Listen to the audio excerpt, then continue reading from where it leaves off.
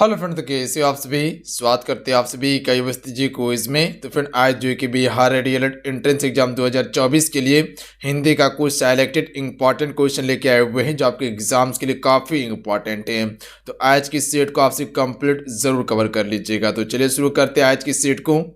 Friend, आज के session को आपसे लाइक करके शेयर अपने दोस्तों में जरूर कीजिएगा। आपका एक लाइक हमें मोटिवेट कराता है, तो इतना सा काम जरूर कर लीजिएगा। जो चैनल पे पहली बार आए चैनल को जरूर सब्सक्राइब करके घंटे को प्रेस कर लीजिएगा, ताकि जब भी बिहार डीएलएड संबंधित क्लास हो उसका नोटिफिकेशन सबसे पहले प्राप्त हो सके। आज की सेट का फर्स्ट क्वेश्चन देखिए। पहला क्वेश्चन जो है क्या है, पार्थिव है। यह क्वेश्चन जो है अनेक शब्दों के लिए एक शब्द से संबंधित है। तो हम सभी कह सकते हैं जिसका संबंध पृथ्वी से हो उसे हम सभी क्या कहते हैं, पार्थिव कहते हैं। तो ऑप्शन में बी करेक्ट आंसर रहेंगे। अगला है भाई बहन में कौन सा समास है फ्रेंड। चलिए क्वेश्चन नंबर 2 के लिए आप सभी राइट आंसर बताएंगे। इससे पहले आपको समास का भी क्लास दिया गया था जिसमें कि आपको पूरा डिटेल में बताया गया है। नहीं देखे देख लीजिएगा, प्लेलिस्ट बना दिया आप सभी के लिए। भाई बहन में कौन सा समास है, तो हम सभी कह सकते हैं द्वंद्व समास है। इसमें ध्यान रखिएगा आप सभी। द्वंद्व समास में क्या होता है, इसका दोनों खंड जो होता है वो प्रधान होता है। भाई भी प्रधान है, बहन भी प्रधान है। तो याद रखिएगा आपसे बी राइट आंसर रहेंगे। या दोनों के बीच में योजक चिन्ह का प्रयोग आ जाए तो वहां पर भी द्वंद्व समास होता है। जैसे कि हो गया आपका लोटा डोरी, भात दाल, सीताराम, ये सभी क्या है, द्वंद्व समास है। अगर बहुब्रीहि समास के बारे में बात किया जाए तो इसमें ना तो प्रथम पद प्रधान होता है और ना ही द्वितीय पद प्रधान होता है। ये तीसरे पद को प्रदर्शित करता है। अगर आप सभी से पूछ लिया जाए कि लंबोदर में कौन सा समास है, तो उसमें बहुव्रीहि समास होता है। जिसका लंबा है उधर अर्थात गणेश होता है, तो यानी वो तीसरे पद को प्रदर्शित कर रहा है। ध्यान रखिएगा। द्विगु समास में क्या होता है, अगर किसी भी शब्द का प्रथम पद अगर गिनती करने के लिए आ जाए, जैसे तेराहा, चौराहा, पंचमुखी, ये सभी में क्या होता है, इसमें द्विगु समास होता है। तत्पुरुष समास में क्या होता है, इसमें अंतिम पद प्रधान होता है। ध्यान रखिएगा आप सभी, याद रहेगा आप सभी को।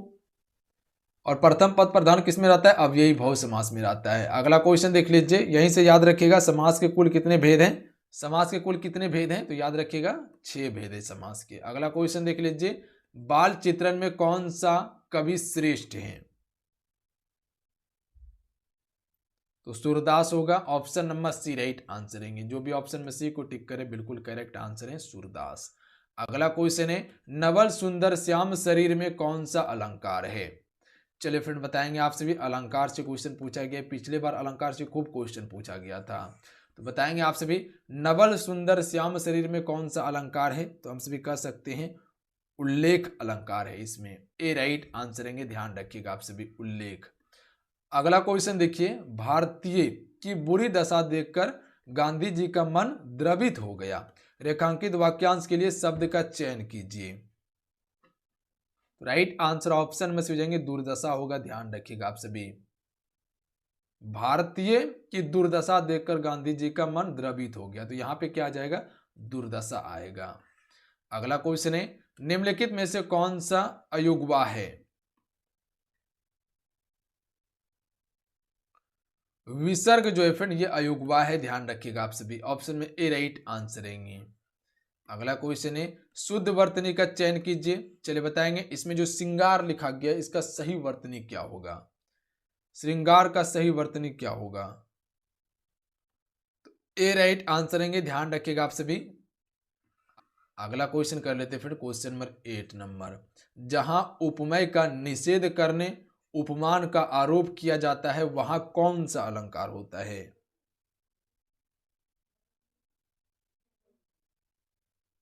वहां पे उपमा अलंकार होता है। Option number D right answer हो जाएगा।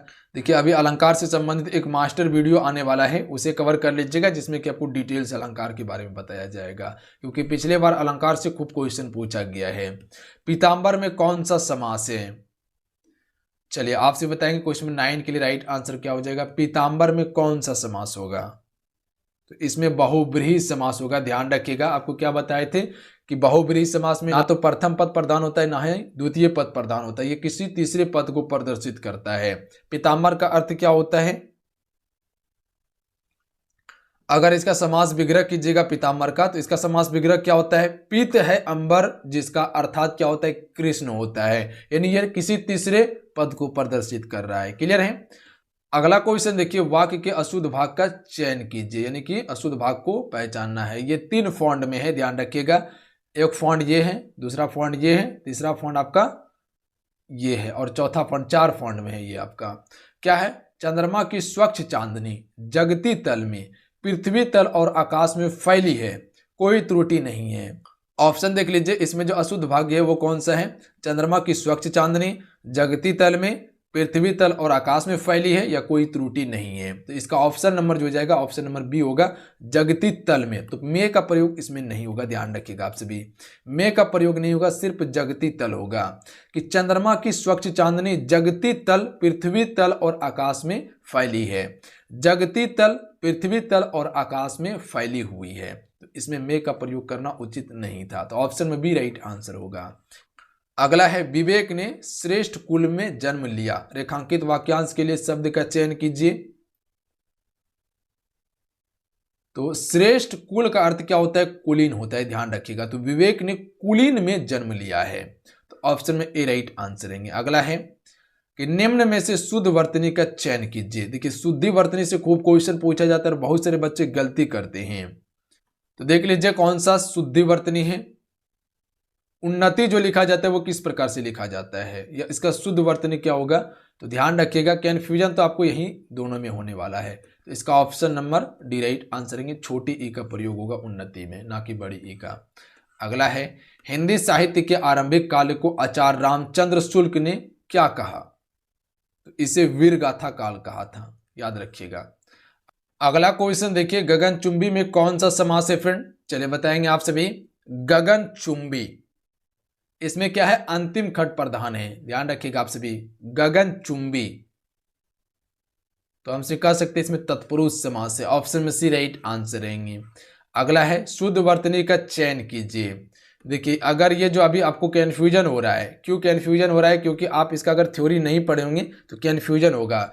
इसे पहचानने के लिए बेस्ट तरीका आप सभी को बताए थे एप्लीकेशन पे, जो कि थ्योरी क्लास में आपको कवर करवाया गया था। शुद्ध वर्तनी का चयन कीजिए। अगर इसका डिटेल पता रहेगा तो ऑब्जेक्टिव खुद ही बना लीजिएगा आप सभी। कवियत्री का सही वर्तनी जो होगा वो क्या होगा? तो option number C right answer रहेंगे, ध्यान रखिएगा, कवियत्री का। क्लियर है? ऑप्शन में सी करेक्ट आंसर रहेंगे। अगला क्वेश्चन कर लेते, क्वेश्चन 16, वाक्य के अशुद्ध भाग का चयन कीजिए। राम राज्य में शेर और बकरी एक घाट पर पानी पीती थी, इसमें जो है कौन सा भाग जो है वो अशुद्ध है? राम राज्य में शेर और बकरी एक घाट या पर पानी पीती थी, या कोई त्रुटि नहीं है। तो इसका option number C right answer रहेंगे। पर पानी पीती थी ये गलत होगा, पर पानी पीते, ठीक है, पीते थे, पीते थे का प्रयोग करेंगे, क्योंकि यहां पर क्या है? स्त्रीलिंग और पुल्लिंग दोनों है।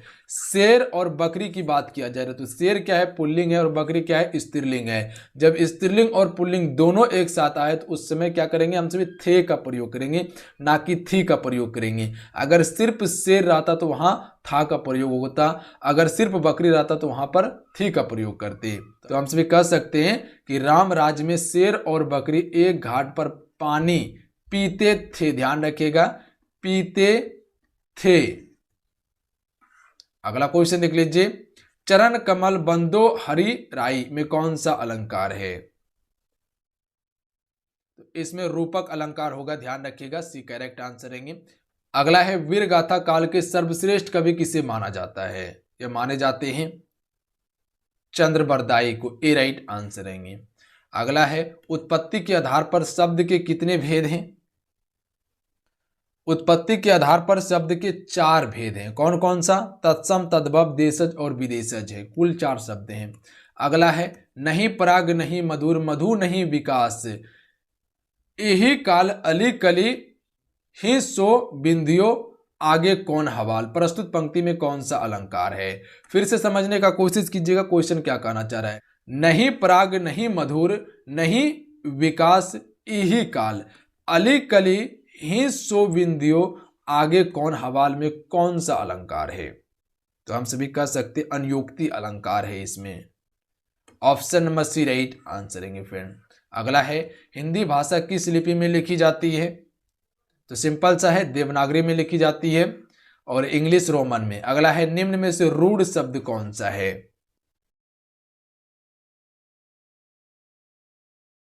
अगर देखा जाए तो बनावट की दृष्टि से अगर बात किया जाए, ध्यान रखिएगा, बनावट की दृष्टि से शब्द के 3 भेद हैं। कौन कौन सा? रूढ़, यौगिक और योग रूढ़ हैं।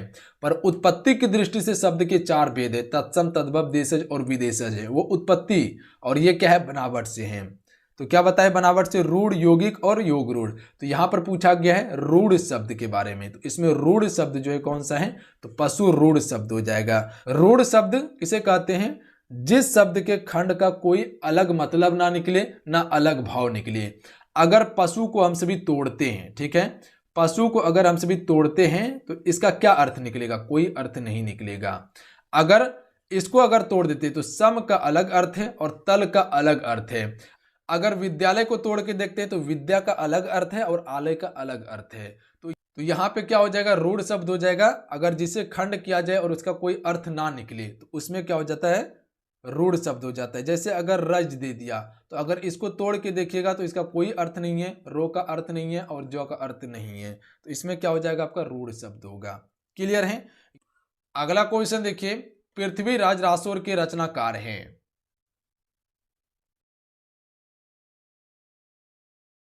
चंद्र बरदाई इसके रचनाकार है, बी राइट आंसर है फ्रेंड। अगला है तालव्य व्यंजन है। तालव्य से बोले जाने वाले व्यंजन कौन सा है? तालु से। तो ए राइट आंसर है। च, छ, ज, झ। ध्यान रखिएगा, तालव्य व्यंजन है, तालु से बोली जाने वाले व्यंजन है। बोल के देख लीजिए आप सभी। अगला है ईश्वर तुम्हें सफलता दे। कौन सा वाक्य है इसमें? इच्छावाचक वाक्य। ईश्वर तुम्हें सफलता दे यानी कि इच्छा की बात किया जा रहा है। तो option number D right answer है। प्रश्नवाचक में क्या होता है? कोई प्रश्न अगर जब पूछा जाए। अगला क्वेश्चन देख लीजिए, अनुपम बहुत ध्यान से पुस्तक पढ़ रहा है, रेखांकित वाक्यांश के लिए शब्द का चयन कीजिए। अनुपम बहुत ध्यान से, तो यहां पे जो उचित वाक्यांश होगा वो क्या होगा? तो सी राइट आंसर है, तन्मयता होगा। तन्मयता से पुस्तक पढ़ रहा था। अगला है छुछुंदर के सर पर चमेली का तेल का अर्थ क्या है? छुछुंदर के सिर पर चमेली का तेल का अर्थ क्या है? अयोग्य व्यक्ति को अच्छा पद मिलना। ऑप्शन में सी राइट आंसर रहेंगे। जो उस लायक नहीं है और वो पद उसको मिला है, इसी को कहा जाता है। य, र, ल, व किस वर्ग के व्यंजन हैं? य, र, ल, व जो है ये किस वर्ग के व्यंजन है? अंतस्थ व्यंजन कहा जाता है इसे। ऑप्शन में सी राइट आंसर रहेंगे। अगला है वाक्य के अशुद्ध भाग का चयन कीजिए। फूल में सुगंध होती है और तितली के पास सुंदर पंख। इसमें कौन सा भाग जो है फिर वो अशुद्ध भाग्य है? फूल में सुगंध या होती है और तितली के पास सुंदर पंख, या कोई त्रुटि नहीं है इसमें? कोशिश कीजिए आंसर करने का।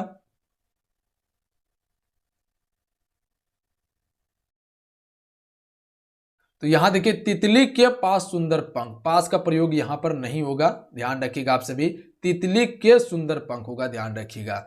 फूल में सुगंध होती है और तितली के सुंदर पंख होते हैं, तो ये गलत हो जाएगा आपका। तो ऑप्शन में सी राइट आंसर है, ये अशुद्ध भाग्य है। बाकी बात ये तीनों क्या है? शुद्ध है।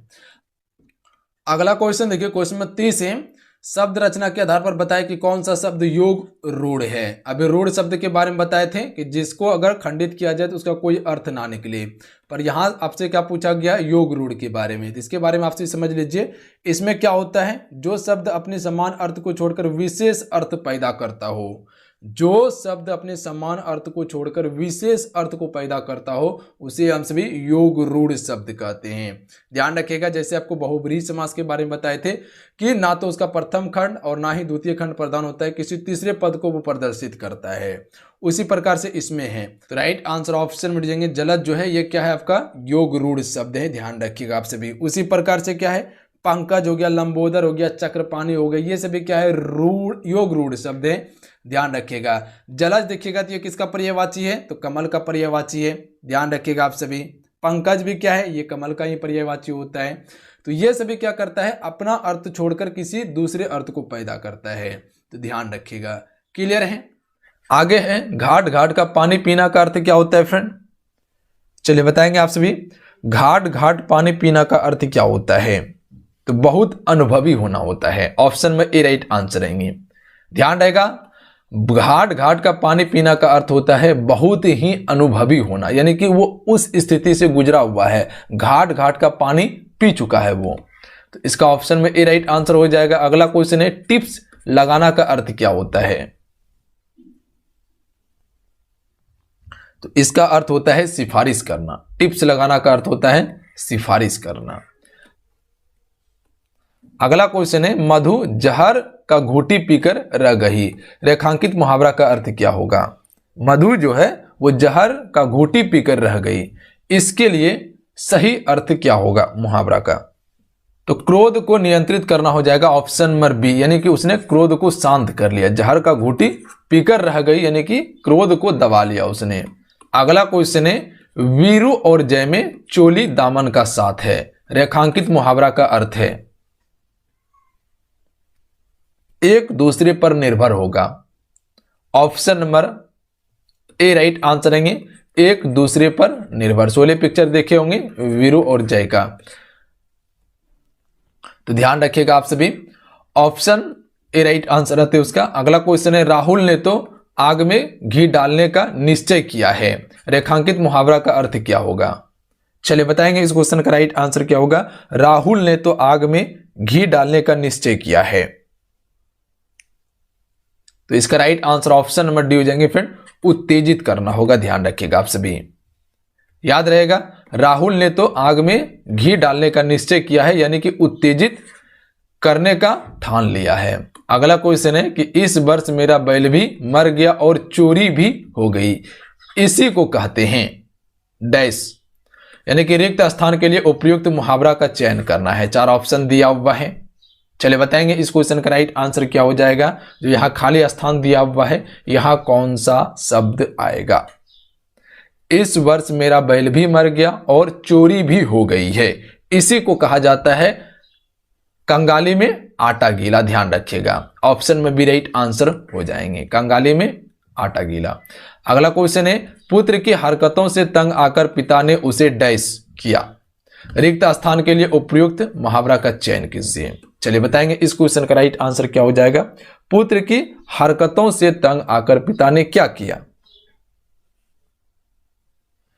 तो राइट आंसर ऑप्शन में से हो जाएंगे तिलांजलि दे दी। ध्यान रखिएगा आप सभी, पुत्र की हरकतों से तंग आकर पिताजी ने पुत्र को क्या किया? तिलांजलि दे दी। Option number C right answer रहेंगे।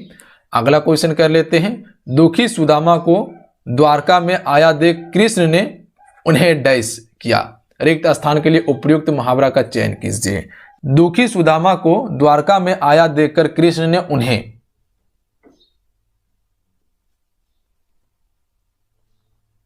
सिर आंखों पर उठा लिया। तो क्या किया? सिर आंखों पर उठा लिया। ध्यान रखिएगा option number D right answer हो जाएंगे।